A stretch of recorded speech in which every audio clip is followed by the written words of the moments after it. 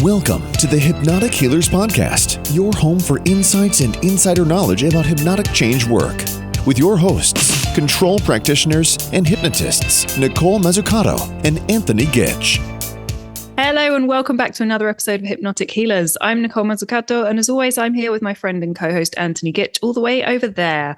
Our usual disclaimer before we get started: neither Anthony nor I, nor our guests today, I believe, are licensed medical professionals, psychologists, psychiatrists, or anything of the sort. So please do not make any changes or alterations to any medications or treatments you're on based on the conversation you hear here today. Take what you like, leave the rest. And while you're leaving stuff, leave us a like, a love, a heart, a thumbs up, whatever range of emojis you choose to use. Leave us a review. Tell us how much you're enjoying or not the podcast. Or not. Or not. Who knows, Or not. Fuck off.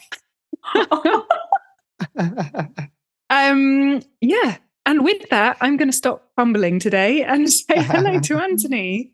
Hello, everybody. I'm so excited to see you today, Nicole. It is always lovely to see you, even when you're mumbling. I know. In fact, it's more jumbly. fun to see you when you're mumbly jumbly. Yay! I know. Let's see if I can hook you up today, or not hook you up, hang you up. Look at now, you've made me mumbly jumbly.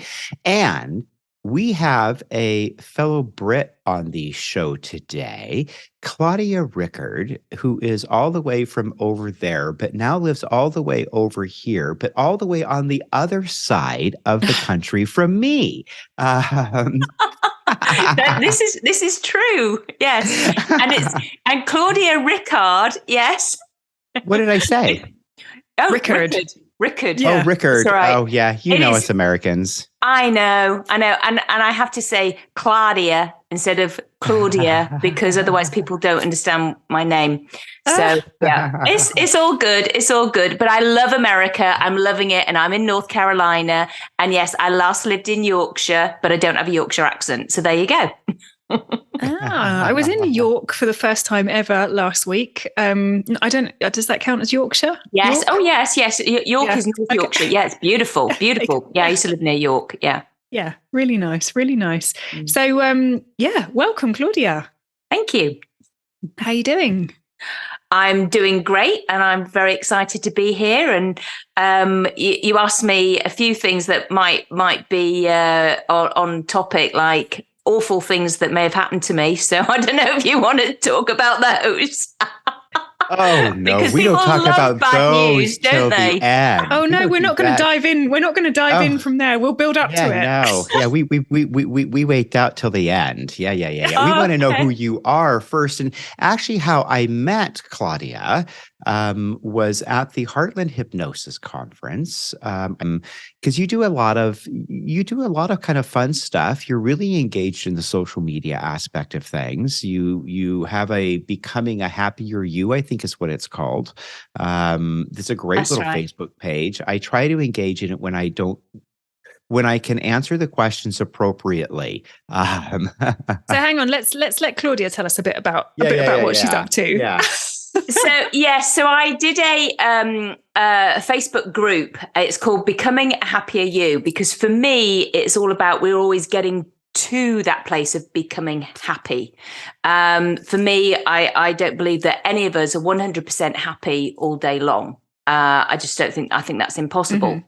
And so I think, say, 10% of the day we might be happy, 10% of the day we may be sad, and it's always that journey to getting to becoming a happier you. So that's why I did this Facebook group.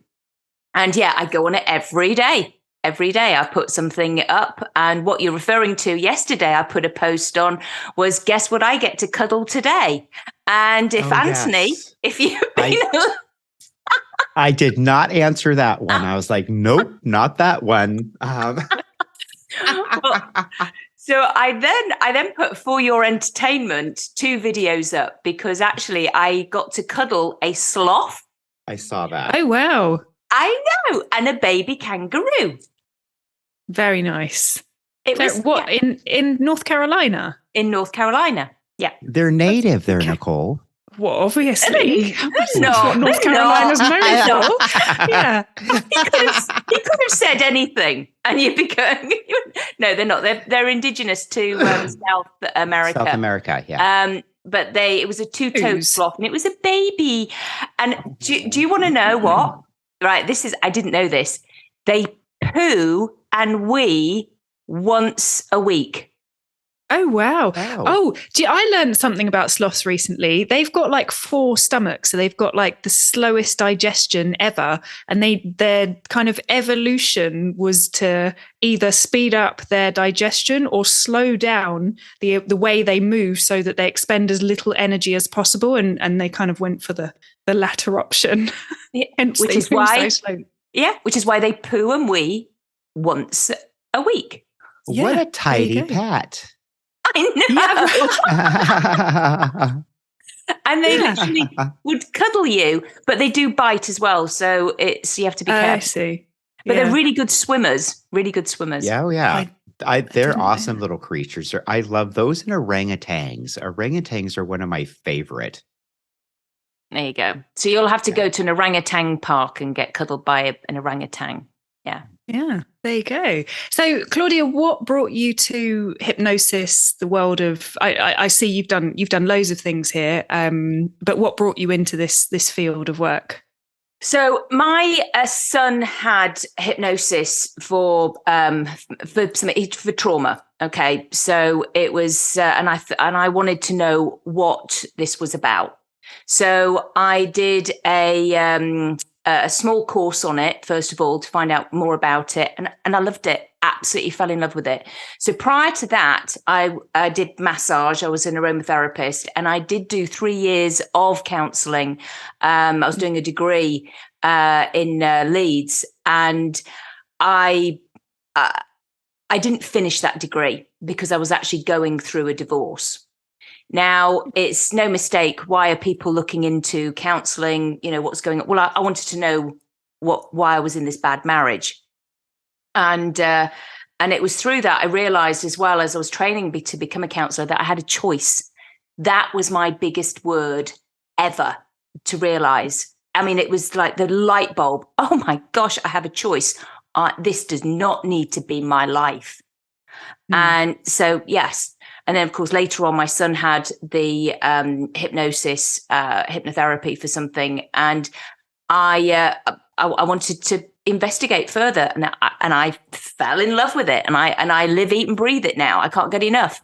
All my books that I read are hypnotherapy books, NLP books, anything. You know, I just love it. I can't get enough. There you go. Right on. There you go. And how long have you been doing this for? So after I did that, I then did the diploma in Leeds, and I obviously at my grand age of when I was early 40s, then I got a distinction because that's what I was really interested in, and I was lucky because I was already an aromatherapist, so I had clients straight away. Right. It was they all wanted to work with me, so it was straight away busy. A lot of my good friends referred, and it's just always been referral. I've never advertised. It's always been referral. And I wanted to go further. And really, America, there's just so much more open to it, Nicole, I find. Oh, really?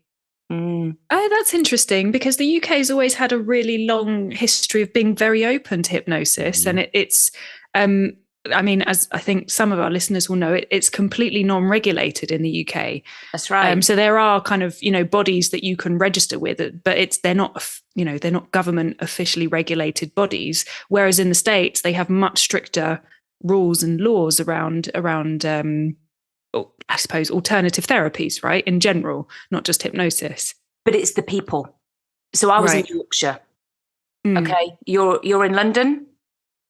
Spain. Well, a bit all over the place. Anyway. Okay, I'm from London. Okay, so it is in the south. In the north, I don't think not so much. Right. It's as in there was still a lot of people going, oh, hypnosis. Or I had friends of mine who were doing networking, but they never invited me to go to networking. Whereas when I came here, I didn't even know networking existed. Okay, but I met some people that go, "Oh, come along," and the welcome that I have had has been phenomenal. Well, It's that lovely British accent. You know what? Let's be real. A lot of it is that lovely British accent because that opens doors for you. Because and I watched this on, I don't remember, you might have watched it too, like 100 Things About People. And when they had 3 different speakers, a speaker from the South, a speaker with a British accent, and then a speaker with a Northern American accent, they all said the exact same thing. The person that they all said was the most intelligent was the British. Although they all said the same thing, the Southerner sounded the stupidest, they said, right? And it was really interesting that the exact words, but the British person was super smart. And so that does open a door for you. And I think you need to, if you don't, take advantage of that. Holy crap. Yeah, I'd be stupid not to, really, wouldn't I? Yes. So maybe gosh. that's why I'm so much busy here. Well, I was busy in England, okay? So I was, however, straight away, I have been busy here. And I've already probably done 3 times as many clients as I did in England. And I was in England doing this for 9 years and here now 4. Wow. So what took you to the States? Okay, so long story, or I'll try and make it as short as I can. I love America. Okay, it's my happy place. My dad was in the Air Force, and we used to live in Virginia Beach. So he worked for NATO. So I did 1st grade, 2nd grade, 3rd grade in Virginia Beach, and we used to have our holidays in at North Carolina to Atlantic Beach. So it holds a really special place in my heart. And I was really good at playing. I'm really, really good at playing. Okay. So, and America was my place where I played. So when we went back to England. Sorry, when you say playing what? Oh, climbing trees. I see. Okay. Just playing outside at nighttime if you can. When it's thundering and raining, you're playing in the ditches because they're full of water. Just T-ball I played, there was soccer, which of course is football, catching fish. We had a lake at the bottom of the garden. I used to row a boat, used to make dens on the little islands. My mum never knew where I was. I was 7, 8 years old.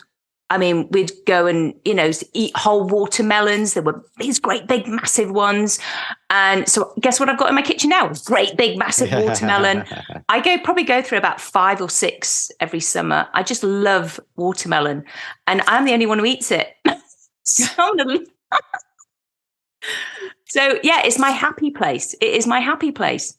So I wanted to come back. And we did. The other 4 children were old enough, and we could. So we brought my daughter over. She was 12, and she's never forgiven me. But she loves it here now. So yeah, I probably traumatized her. So yeah, but it's my happy place. I tell you what, I have a saying, and I've said this a number of times. As a parent, it's part of your job to fuck your kids up. And as somebody's kid, it's part of our job to unfuck ourselves. You're never, ever going to get it right. So yeah. I agree.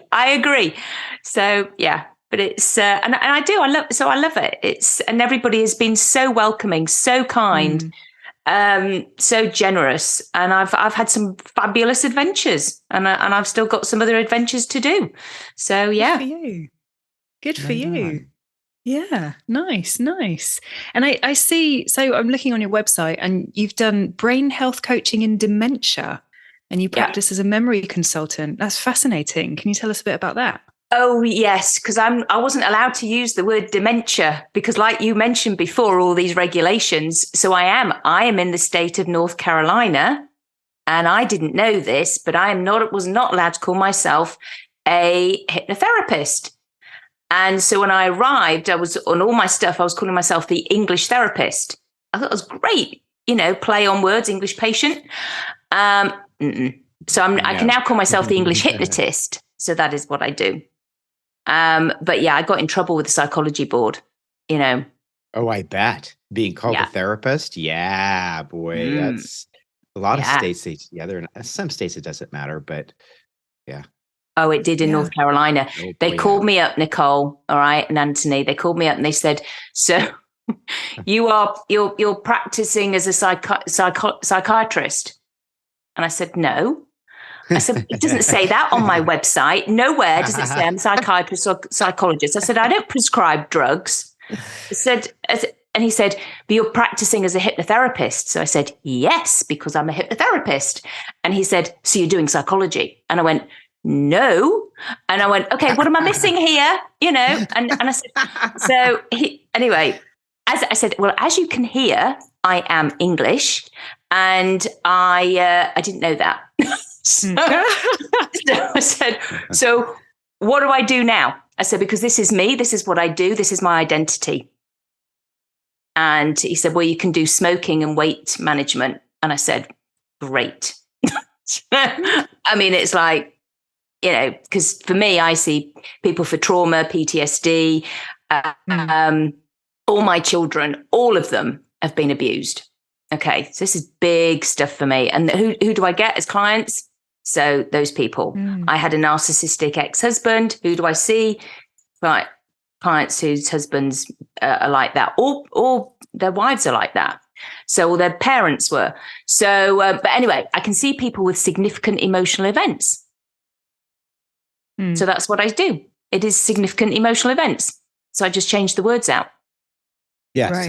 It's all about the wording with this stuff, and it can get so ridiculously goofy sometimes. In California, it's dependent upon the county you're in, which you can be called. Not even the state, but the county that you are in. Wow. It's absolutely. Some of them are just goofy. Washington State, it's pretty easy. We're just a registered board. You just register and that's it. So. Yeah. So where does the dementia piece come into it all? The dementia bit, because I had to sign an affidavit saying that I would not do hypnosis on people living with dementia. So I see a lot of the carers anyway. So so I can do it with them. And actually, you don't do hypnotherapy as such on people living with dementia, even though it's been don't do the therapy bit. You wouldn't do inner child and things like that. It's the relaxation. It's the mindfulness. It's the guided imagery. It's the relaxation bit that you do. It's been scientifically proven that hypnosis or relaxation guided imagery can help people living with dementia, because when they're in that state, they get REM, rapid eye movement. And that creates the synapses to produce acetylcholine. So again, acetylcholine is really good for the brain synapses. So it's healthy brain. So that's so interesting. Yeah. So I did this course, this diploma. He was English, actually. Dr. Daniel Nightingale. He's in Arizona. So he didn't know either that it was just in my state. So, but people were training with him from England and Spain and wherever. So it's but we learned so much more than just, because we could already do the hypnotherapy bit. So it's the brain health coaching. It was just the guidance around the house and things like that. So it's So I just changed the name out to Memory. Right on. Because I still see the carers, and help them navigate the journey of a neurocognitive disorder. Yeah. I was just actually with a family member just this afternoon who's got dementia. So it's you see the frustration that they're going through, that they kind of word loss retrieval, and I don't know if that was the right word, retrieval loss. Kind of the difficulty in participating in conversations, the agitation that creates. Yeah, it's difficult for them and everyone around them. Well, it really does. And it creates fear and it creates the anxious feelings. And so this is what I do with people to help them bring that person back. So that because you can help people regain the cognitive abilities as best as you can. And so I have a few clients with that, and it's very rewarding, rewarding. Yeah. Really interesting, because so this is an elderly member of our family who was always a polyglot, always spoke about 5, 6, 7 languages, something like that. And my uncle, her son, was telling us that because I was asking about the word retrieval loss, and he was saying, if she loses it in one language, she tends to lose it in all languages. Like she can't retrieve it in any language. And I was like, oh, that's it's interesting actually how that works. I mean, I'm not a neuroscientist or anything like that. It's just a really interesting observation. Understanding kind of where all of this is stored. Try singing. How it's tied, yeah. She loves singing. Singing. Yeah. Okay, do the singing. The reason why is because the singing bit is in a different part of the brain. It's in the something in Wernicke's. Oh, sorry, the name escapes me. So as we're talking about memory. So it's, but yeah, it's in a different side. So when people get dysphasia, which is the loss of actually speaking, or they can't, then if they get them to sing, because it's in all that is stored, Brock's and Wernicke's, something like that, side of the brain. So the singing can help with the word retrieval. Yes. Wow. Get her to sing it. Because it's associated differently. It's not necessarily being associated with the language as much as it is being associated with the experience of the singing of the whole piece of it. I bet that's interesting. That is really cool. Yeah. Brock's and Wernicke's. That's it. It's in that bit of the that side. Can't remember which one, but yeah. So do the singing more, and just see what happens. Yeah. Wow, that's really fascinating. There you go. I've is. not heard of anybody working in that area before. Mm-hmm. You're definitely the first one of our guests to bring that to the table. So yes, I'm training. Do you know Beryl Comer? Yeah, she's been on the show. Okay, right. So Beryl, I've just had a conversation with her now. So we're doing some work together to try and create some content for this to help people with dementia. Yeah, Beryl's been doing that for a year or two now, hasn't she? We trained together. Okay. All right. Yeah. So that was how I met Beryl. She was because I remember when Beryl started talking about that in another group that I used to belong to.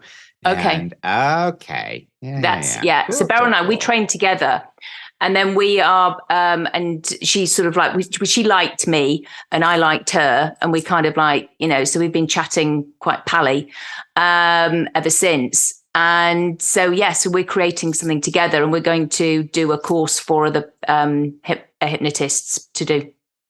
Very good. Fabulous. Really good. And I see you've also done the blast technique.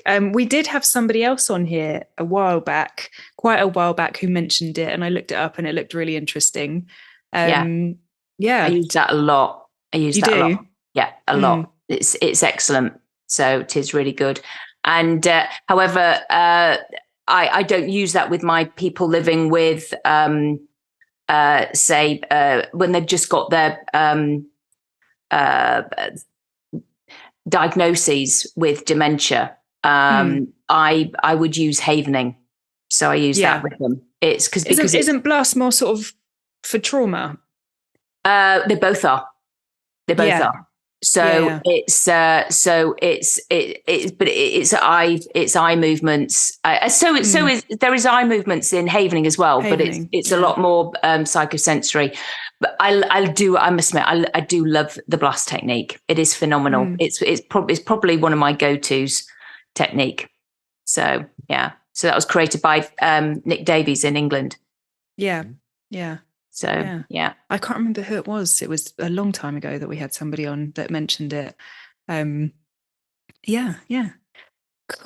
Wow. What do you use? Am I allowed to ask you guys questions? Because I don't know anything about you. Absolutely. Well, I'm a control. The primary tool. Here's the thing. The primary tool I will use, if it's going to be a simple in and out, what I call an in and out, I'll use control with them. I'll use the control process because it's clean, it's easy, it's really accessible for the client, it's really empowering for the client, and And it's you know exactly where you stand, and the client knows exactly where they stand in the process. You are either successful or unsuccessful, and we're always successful. In fact, I don't. Well, we don't really frame it that way, do we? It's either complete or incomplete. Complete or incomplete, right? But yeah, that's the technique I'll use. A lot of what I do is conversational in nature, and so it's not any one particular thing. It's whatever the client comes to me for, and I think they're going to get the best ride from. That's what I'm going to offer them. So if it's mindscaping, right? If we're searching for answers of what am I doing here, I'm going to do like a mindscaping sort of thing, right? Or soul retrieval maybe.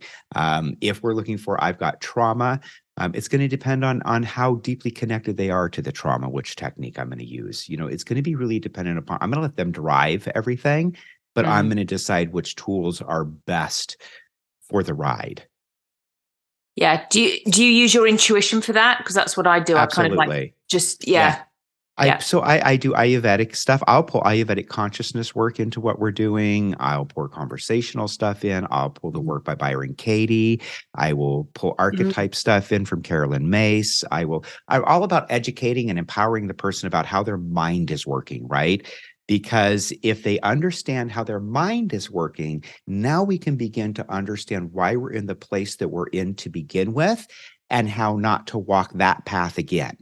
Exactly. That's what I do. And I call that all emotional intelligence. So I do about an hour on all of what's going on inside their brain, and draw diagrams, which they get to keep. So I love that. Right on. Nicole. Also draw on. So Anthony and I have got quite a similar background to you in terms of we've both been, trained in massage, aromatherapy, and all sorts of things.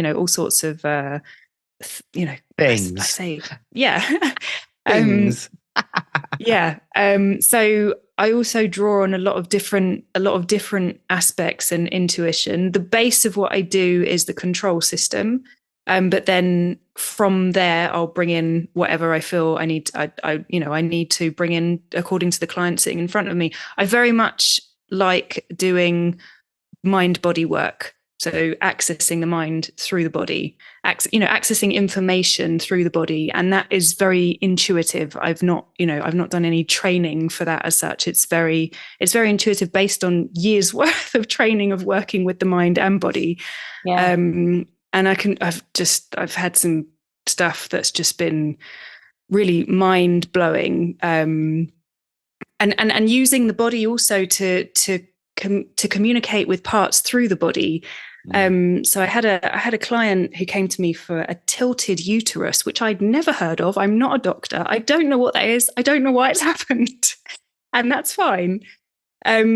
And again, very intuitively, it's let's go in and talk to the uterus and see what's going on.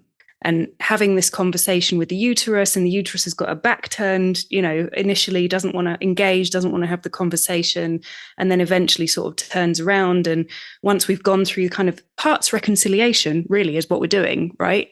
Kind of, okay, pull your hands out, and I want you to kind of stand up with her. And the client was like, oh my God, I can actually feel my uterus moving. And I was like, oh my God. Wow. Yeah, it's yeah. I can see that. Yeah. So I think that amazing. like Nicole and I, you probably and I think that any really good person who is in the change work profession, we're the people who have done our own work. We've got a varied background in several different things, and so we follow. We trust our intuition. We've learned to trust our intuition through our own journeys. And it's like when people ask me what I do, it's like, well, how do I encompass all of the things that I do into what I do? I free people, right? That's what I do. Whatever, and it's like it's hard to sometimes explain what that is. Even at the every Sunday I'm at a farmer's market sort of thing with Stephanie Yuha, a great little gal friend of mine, and we talk about hypnosis, and we put these, like yesterday the question was, can I read your mind? right? And it's to engage people. And then they come over and they'll talk to us about stuff. And then we start to demonstrate, right? And we never use trance in any of this. And it helps to increase what is going on in the field itself, because now people aren't afraid because they've got this idea that everybody wants to take them back to the past. The biggest thing that people say to us at the table, what am I going to have if I come and see you? Do I have to go through all that again? And it's like, no, this is one of the biggest things about hypnosis that people misunderstand. We are not all torture kings. We do not all appreciate a power place to watch you suffer and go through your shit again. So no. And they're like, oh, good. Because that's what everybody's afraid of that. Right? Yeah. Used to be afraid of implanting false memories because of all the shit that was in the 80s and early 90s about false memories and stuff. And now it's all about, I don't want to be regressed and to all have to do all of that again. Yeah, I don't blame you. Right? Why do that? They still know it stuff? Anyway. If they know the thing, then they know it. You don't need to talk about it. So that's why with havening or the blast technique, they've got it there. Right. Where is it in your body? Where do you feel it? Now, just as you're even thinking about it, I don't need to know the story. Right. It's like there and there and then. And the amount of people I've had to say, I am not going to take you back to that time. And I'm not. And if somebody comes to me, can you regress me back to because I think I was abused. Can you take me back there to see if I was? I go, no. Yeah, no, because you could be making it up. Or it could be a story you heard and then you're implanting it more. No, I'm not. Your mind has suppressed it for a reason anyway. So if you do know, or if while I'm doing some other work and it comes up, then that's different. That's exactly. But why go? It's like when I first got into the industry, some of my friends were like, ooh, can I do a past life regression? It's like, sure, we'll do that. I'm like, it's going to take time. It's not something that you just, this is in a 20-minute session sort of thing. And I wasn't all that competent at doing it at that time, but they were always disappointed because they all think they're fucking Cleopatra. I think part of the thing about past life is, I mean, I don't know. And maybe I'm being too logical here is what are you trying to achieve by that? And I had somebody come to me quite a while back. Oh, I really want to do some past life regression. It was somebody that I knew. And I was like, okay, it's not something I usually do. So that's fine. We can have a go. But when we got into the session, actually what she really wanted to work on was anxiety. It was nothing to do with past life. So we didn't even go there. What's I guess, what's the outcome that you're looking for? Is it really something that you need to go? And I'm kind of skeptical. I don't know if that's the right word, but your mind, I believe, and again, I'm not a scientist. I believe your mind will offer you up something that it feels you have the capacity to translate into something. To take meaning from, whether that is actually a past life. And I do believe in past lives, but, whether you are actually going back to a past life or not, I don't know. No idea. Couldn't none of us ever can confirm that. Yeah, I agree, Nicole. I agree. So when I do a past life, I say, I'm going to do it so that you get some learning. We're going to ask that right at the end, that you get, what is the learning from this past life into this life? And so, I take them to a library and they choose a book that will give them some learning from my life. And there's loads of books. Sometimes they've wanted to put the book back and then they sort of fall into the book. But I've had some pretty cool ones. Really? I haven't done it much. I've just never really. Have you got anyone you're willing to share? Oh yeah, because they've written it, and I got told off. It was. So he was pretty awesome. I mean, and this was way back in 2011. I was pretty new to this. In fact, I did because I was practicing it, and I did it on somebody else as well, and they had a really cool life. But it was about the learning, you see. So is it real? Is it not real? Do you know what? Who cares? It didn't matter. I mean, because I was writing it all down. So there was one. Okay, so he was an explorer, and he was from down in Cornwall. And he was exploring all the way over to Canada and places like that. And I said, so I was asking one of the questions, what are you wearing? And I'm wearing stout boots. And he was So he had all this, he had the accent even and I was like, going, great. So I was writing all this down, and he had a really interesting life. And he had a dog, and he loved his dog. And sadly, when his dog died, he was like getting emotional. And then he was, as he was ending his life, he was getting really all gnarled up. And I thought, oh gosh, I better ask then, what is the learning from this life into that you can bring into the next life? And he said, well, it's all in front of you. And I thought, oh, what does that mean? So I said, can you elaborate on that at all? Can you tell me a bit more about what you mean by it's all in front of you? I've told you, it's all in front of you. I went, okay. So anyway, and then when I woke him back up, because, you know, we do it all very carefully in the day and the time, you know, the year and what have you. And he was like, oh, I'm really, really stiff. So I am back down. And I had to doubly do, because I'd already said any feelings of heaviness or lightness will go. I said any aches, any pain. I had to really do that. You will feel perfectly normal for you, and bring him on back. And he was like, wow, that was amazing.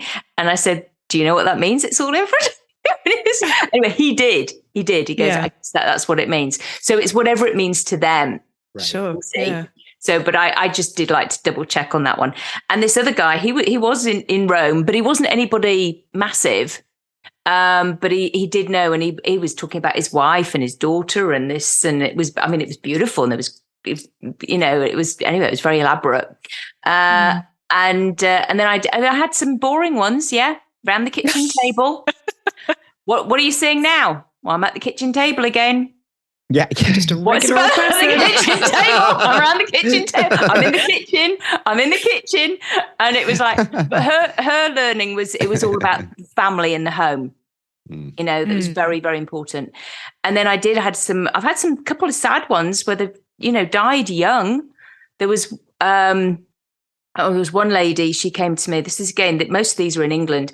I've had a couple of really good ones here in America, because they both been, one was a shaman. So she came to me, and that was interesting. So she'd already done this for a lot anyway. So she was like really, could see loads of stuff. That was pretty cool.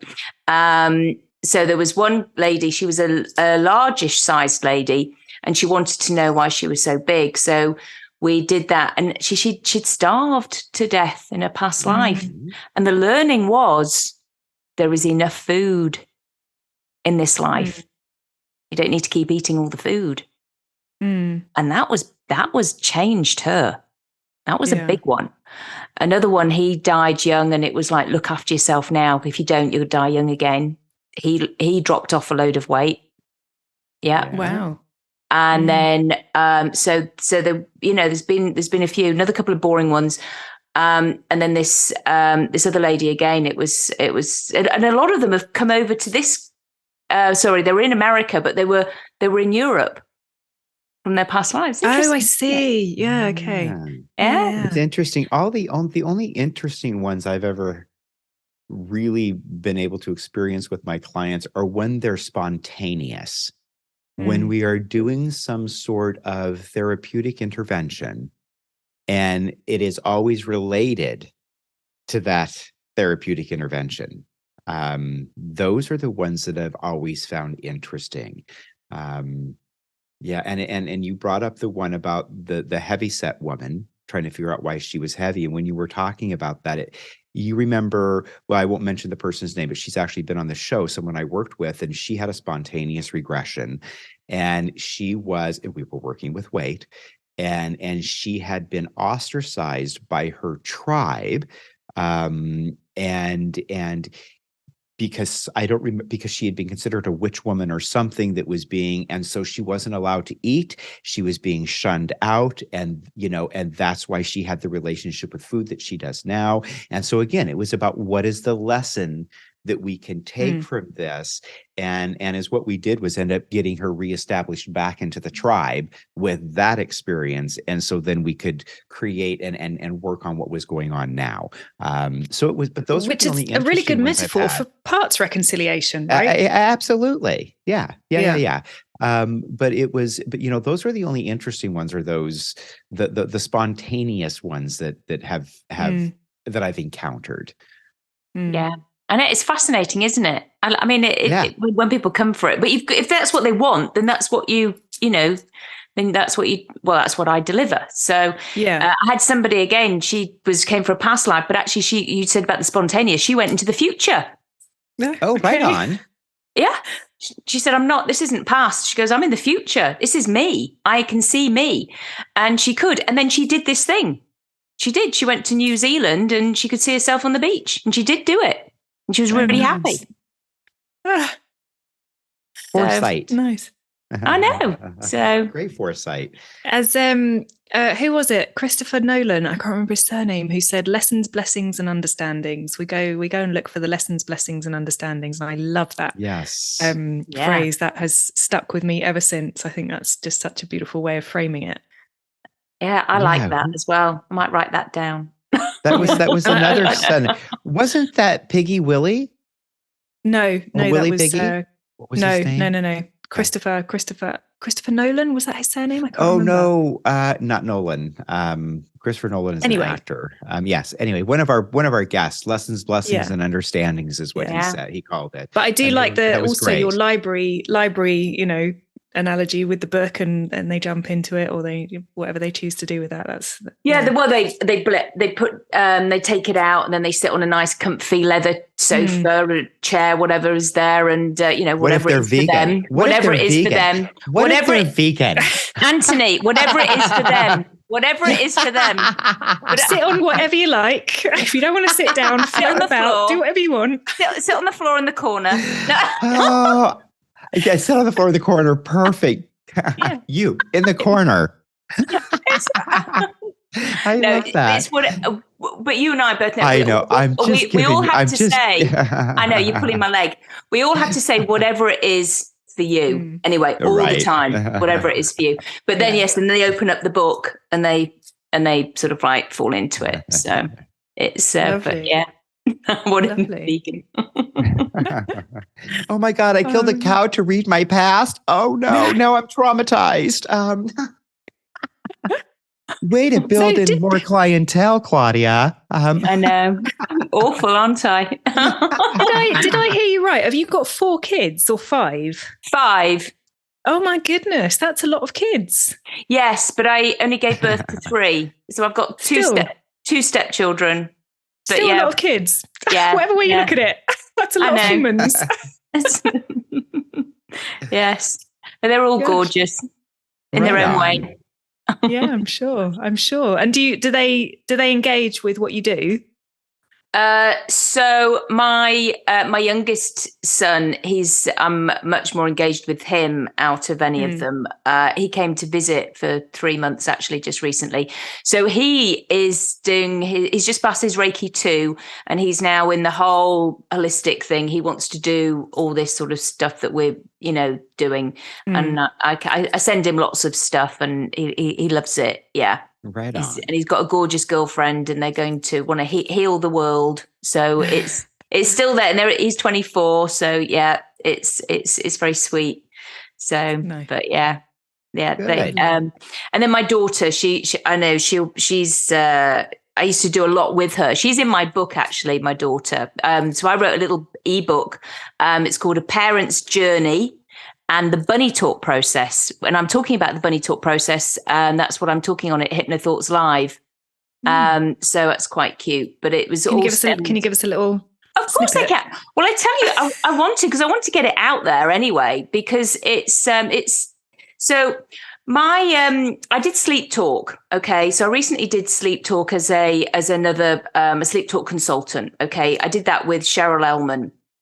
And I wanted to do that because I know how important it is for our children, for me anyway, for them to grow their strong roots, if you like, so they can grow a strong trunk, so that as their branches grow, because we all know what happens with branches, but then when there's a storm, they get chopped off or lopped off or whatever you want to say. But if they've got strong roots and a strong trunk, then the branches will always grow back.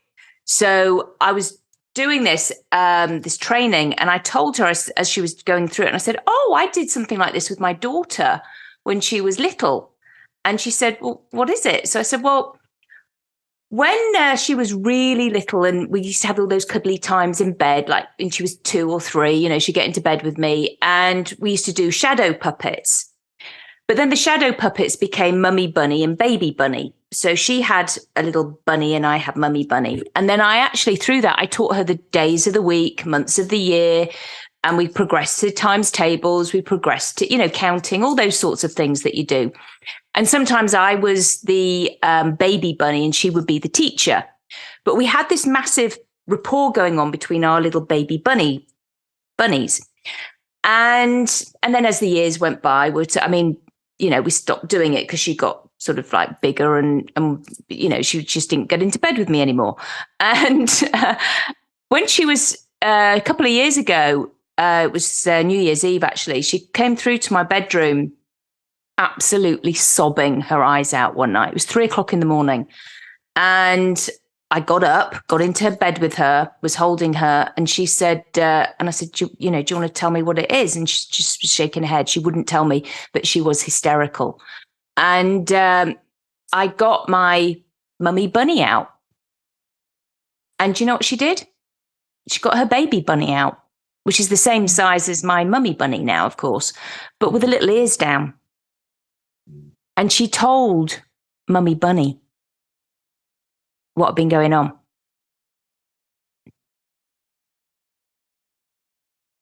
So, yeah. So the bunnies, that was the bridge. That was the bridge. And she felt safe and secure with Mummy Bunny because she knew that Mummy Bunny was never going to say anything critical or anything. She was just complete unconditional love. And that is what, to me, it's all about being a parent, is showing the unconditional love. Right on. So I shared that with Cheryl, and she said to me, you've got to do something with that. So I wrote a book, and the first bit is all about, actually, these are the things that parents need or future parents need to ask themselves, 10 questions that there's probably more, of course, that they could ask themselves before they even have children. Why? Number one, why? They need to make sure that they're singing on the same hymn sheet, coming from the same model of the world, because it's like, well, what do you think about, the naughty step? What do you think about the eating habits? What do you say about your in-laws looking after the children? What do you think about who's going to do the diapers, nappies? Who do you think is going to do what do you think about dummies, which is a pacifier in America? What do you think? Because we all might go into a relationship, but from our model of the world, from how we were brought up. Yeah.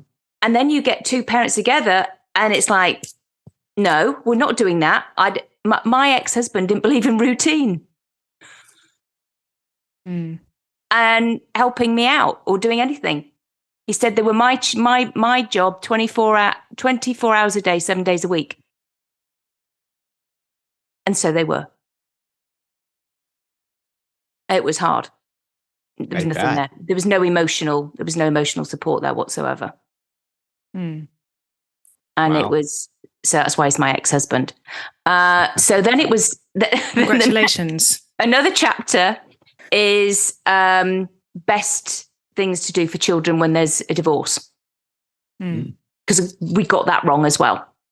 And then it's step parenting, best things for the children, because it's always about for the children, best things for the children with step parenting. And because I probably messed that up as well. And then it talks about the bunny talk process. I've got every T-shirt you can possibly imagine. I've done all the things wrong probably as a parent, because like you said, Nicole, you said one sure thing in life, we're all going to fuck our children up. So I think I did a pretty good job at that. Look, I don't think anybody does it intentionally, but we're past, parents unintentionally pass on their own stuff, right? And that's just the way the world works. And also, as a parent, I'm not a parent, but I've worked, most of my life with young people, and you can never be inside your kids' heads 24 hours a day. So you will never, ever understand the conclusions and beliefs and ideas that they're coming to when they're with you, when they're not with you. I'm sure you've seen it 1,000 times in regressions and whatnot. A parent says something that was seemingly harmless or whatever, and the conclusions that child's mind is coming to is, I'm worthless, or they don't love me, or whatever that is. And then that becoming the initial sensitizing event. And then they're, the reticular activating system, they're then looking for ways to justify that belief and consolidate that belief. Right. Yeah. So it is out of your control. The only thing you can do is the best with the best intention. That's what I believe, without being a parent. I couldn't agree more. And take the learning. Mm-hmm. And that's what I did, take the learning. And so my daughter is in a lot better place. She has her parents together, and, she can tell me anything now. I mean, literally because of that. She didn't think she could because of the shame, but she now tells me everything, probably a little bit too much now, but she tells me everything. Yeah. And that's an honor. Yeah. Thank you so much for sharing that story. Absolutely. Yeah, that's a really beautiful story and emotional, and I'm really grateful that you've shared that with us. So thank you for listening. So yes, that's what I mean. It's a very short story, but that's what I even, to get the front cover, I even jumped out of a plane, because that was like the metaphor for it. So I'll be talking about that at Hypnothoughts. Yeah. Very good. Got to add some fun in there. Very good. So, Claudia, we like to ask all of our guests to share a story with us around something. So, again, a learning, but from a business practitioner point of view, something that you've done with a client or in business, made a decision that you're like, oh, yeah, no, I wouldn't do that again. And this is why. Have you got any of those for us? Well, I already shared one of them. Make sure that you are licensed to work in the state. Right. Yeah. Or what you're going to call yourself. So I've had, I would say for me, it's when you get a client who says nothing works, believe them. Because to them, nothing will work, including you. It's like, because I must have had hubris, I can help her. I can do this. I will be the one, the magic one. No, no, I wasn't. Yeah, in fact, yes, good. Yeah. Good. Okay. Okay. My confidence. Oh yeah. Cause she didn't. So I was like, so I was like sending her the invoice, afterwards. And do you know what? She didn't end up paying me. And she said that I didn't help her and I did this. I made it worse. I saw her husband as well. She sent him to me. He paid me, but she didn't. It's like I was really knocked my confidence. Don't mind saying that really did. And it took me down a peg or two, which is not a bad thing. Right. Is that an English saying? Peg or two? No, do you know that? No, absolutely. And I was going to challenge you for a moment, because I have to ask you, why would that take you down a peg or two? That describes more her lack of being at threshold. So the lesson being that being able to scan or screen the client a little bit better, I can understand that. But why would that take you down a peg or two? I get where she's coming from. Go on. Because I do, but It triggered my own. I'm not good enough. I'm not worthy. And so I had to because go back. We've all been there. I've been there. Where they say I haven't, and I'm like, well, what the fuck did I do? Right. And it's like it's my responsibility. And that's kind of where I was going with that. I just wanted to see, we are all experiencing the same things when we have that sort of thing happen. Nicole, you, me, we all go to, what did I do wrong? What did I miss? right? Instead of, is the client really at that threshold of change? And that's where the responsibility lies. But yeah, good. That's why it was so good. All right. Yeah. See, Nicole, I wasn't going to be mean. Oh, I would never think Anthony was going to be mean, but truthful. Oh, he can be a bit arsey, don't... Oh, okay. Well, I could kick him into put it past him. Well. Yeah. It did knock my confidence. So when that happens, it's same with the psychology board. All it does is make me learn more. So I just think, right, well, what else can I do then? What's next? So it was like I did my master NLP with Beryl Coma after the psychology board. That was a couple of years ago. So it's like, what else? What else can I do to make sure I am better? And also, after my first session now, if people want to work with me for 4 sessions, I get them to pay up front for 4. So it's... Well, that's called being bouncy, That's one of the things that we ascribe to on this show. I always say you've got to be bouncy, right? Yeah. Because you can choose to have that kind of an experience and let's let yourself hit the ground and just splat. Or you can go, yep, that's what happened. And here I go again. Something new, right? Yeah. But there's also another really important lesson that I've taken from the story you've just told there, is that oftentimes we can come off these trainings and you've been sold this idea that you can solve anything for anyone. Yes. And, this kind of inflated, and maybe it is a bit of, ego inflated. And it's also driven usually by the kind of need to help people, the want to help people. But, you can come away sometimes thinking, I can solve anything for anyone. I can, turn anyone's life around. And that's not true. There are, horses for courses, and you stay within your lane as well, right? We've talked about this before. Yes. And I think, that needs to be really clearly marked out on a lot of these trainings as well. Stay in your lane. You're not a psychiatrist, you're not a psychologist. We can help a lot of people with a lot of things, but we're not the all-powerful wizard, right? Yeah, that's right. We're not magic. And we help most people a lot of the time, but there occasionally we just can't. So we see normal people living with normal everyday issues. And sometimes somebody will come to us with that issue that actually is a bit more than we can deal with. And that's okay. Yeah, okay. Absolutely. And it's our responsibility at that point to know where to send them to, I think. At any rate, you've been a phenomenal guest, as I knew that you would be. I've really enjoyed having you on the show, Claudia. Oh, thank you. I'm sure you say that to all your guests, though. No, really, it's been a great conversation. It's been really nice having British back up, and I've really appreciated how you've done the double word translation. So in anything that's got an English and an American equivalent, she's just got that built in. Yeah, I've learned. Yeah. I've made a few mistakes as well. Yeah. Oh boy. Yeah, well, because dinky in England is cute, isn't it? If it's dinky, it's cute. Small and cute. Yeah, small, but it's cute. It's usually like, and that isn't that it's cute. So it's not, whereas in America it will just mean pathetic. Oh. Yes, small. So it's small and pathetic. So dinky in England is small, but it's kind of cute as well. It's endearing. Yeah. Yeah. So there you go. I didn't know that that's what dinky. Shrinky dinky. We used to play with shrinky dinkies all the time when I was a kid, and they were these things that you painted. Yeah, there were these things. They were these things that you painted, and then you stuck them in the oven, and they shrunk down into like little hard, like you could make little glass things with them, and shrinky dinkies. We used to do that with crisp packets. Probably the same thing, but Cool. Anyway, thanks very much, Claudia. It's been really great having you on the show. We will put your links in the show notes so people can get in touch with you.